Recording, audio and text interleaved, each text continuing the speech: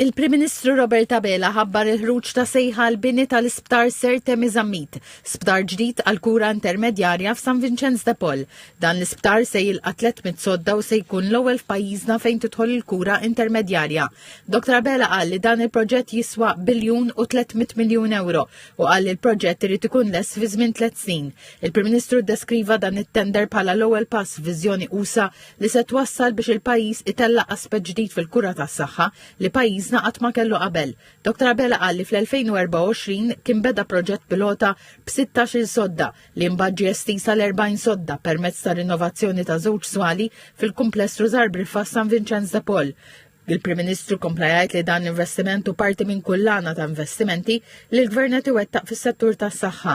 Qal li fis-sena l-Gvern jinvesti madwar €1.7 biljun fis-saħħa li minnhom terz ta' biljun imorru għal kura tal-anzjani.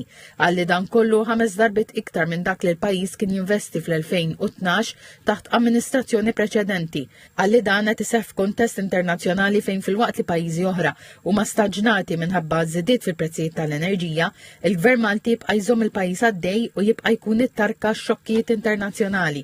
Robert Abela qal li fil-ġimgħat li ġejjin se jingħala l-bini tad-Dipartiment tal-Emerġenza u bini ta' Sptar Mentali ġdid f'Mater Dei. Qal ukoll li t-tlieta se jiġi firmat ftehim kollettiv ieħor tal-ħaddiema tal-qorti. Il-Prim Ministru komplejt li sal-ġimgħa l-oħra f'San Vincenz ġiet introdotta MRI li tippermetti eżamijiet aktar komplessi b'livell li ta' preċiżjoni. Qal ukoll li l-Gvern kompla jinvesti bisħieħ fil-ħaddiema u rrefera għal dak li se bħala l-aqwa pakket finanzjarju u kundizzjonijiet li qatt kellhom il-professjonisti tas-saħħa fil-kura tal-anzjani.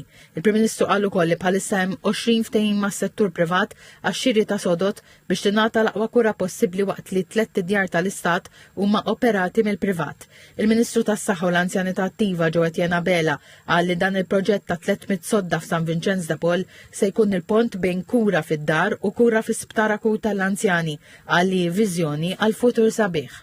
Aħna rridu faċilità li pazjent li qed ibati minn xi ta' djufija li m'għandux bżonn ikun ġewwa Mater Dei jiġi ġodin il-faċilità l-ġdida jieħu trattament multidixxiplinarju u holistiku sabiex jiffranka li jiġi l-isptar u jerġa' jmur lejn id-dar tiegħu malar kemm jista' jkun. Is-Segretarju Parlamentari għall-Anzjanità Attiva Malcolm Pola Ġużgalja qal li diġà qed jiġu offruti servizzi ta' kwalità f'San Vincenz de Paul u dan kollu se jiġi komplementat bil-bini ta' dan l-isptar il-ġdid Ser Temizammit. Kważi 96% tal-pazjenti anzjani li kellna hawnhekk marru lura wara l-ġew akkurati hawnhekk ġewwa id-djar tagħhom jew ġewwa djar residenti tagħhom u allura minn hemmhekk rajna li ma jkollokx deconditioning li jwassal sabiex imbagħad finalment anzjan sfortunatament ikollu joħroġ mid-dar tiegħu jew mill-ambjent tiegħu u jkollu jmur ġo-sptar. Dr. Malcolm Pola Ġużgalja qal li dan l-isptar se jkompli jtaff fil-pis minn Mater Dei.